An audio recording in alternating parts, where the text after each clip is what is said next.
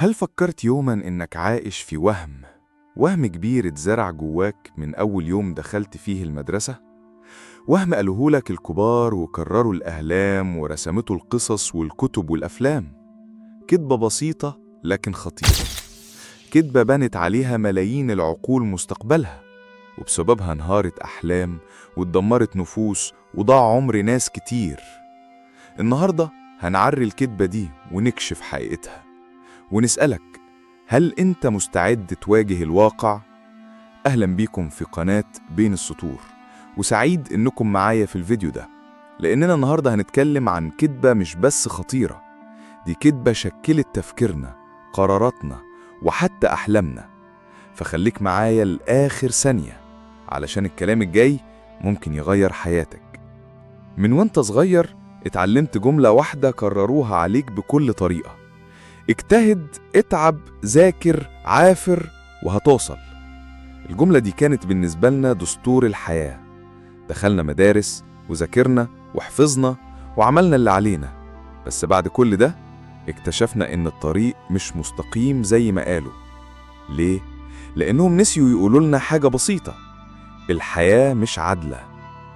النجاح مش مرتبط بالتعب بس، في ناس بتتعب وبتفشل، وفي ناس بتكروت وبتنجح، في اللي عنده واسطة أو فرصة أو دعم، وفي اللي بيقعر في أول خطوة رغم إنه عمل كل حاجة صح.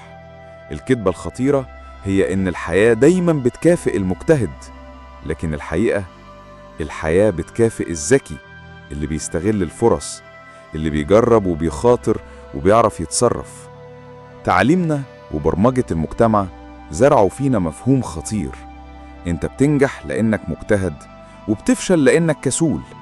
وده ظلم كبير، لان النجاح فيه عوامل كتير جدا: مكان ولادتك، الظروف الاجتماعية، الاقتصاد، التعليم، الدعم النفسي، الفرص العشوائية.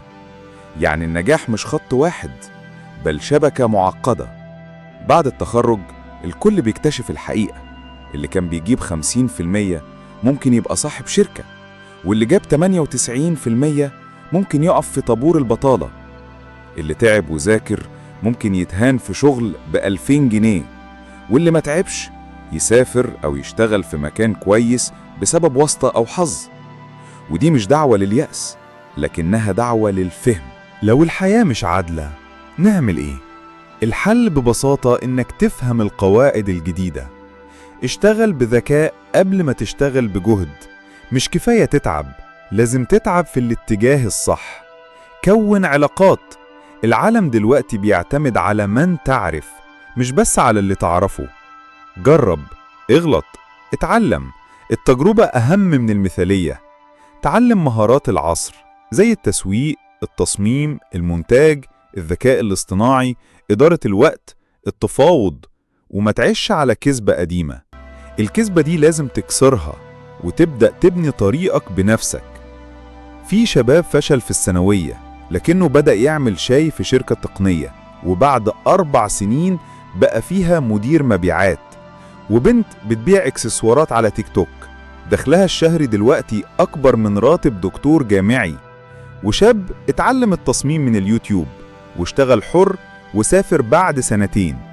ولا واحد فيهم كان الأول على دفعته، بس كلهم فهموا إن الكذبة دي مش هتفيدهم، فاختاروا طريق تاني.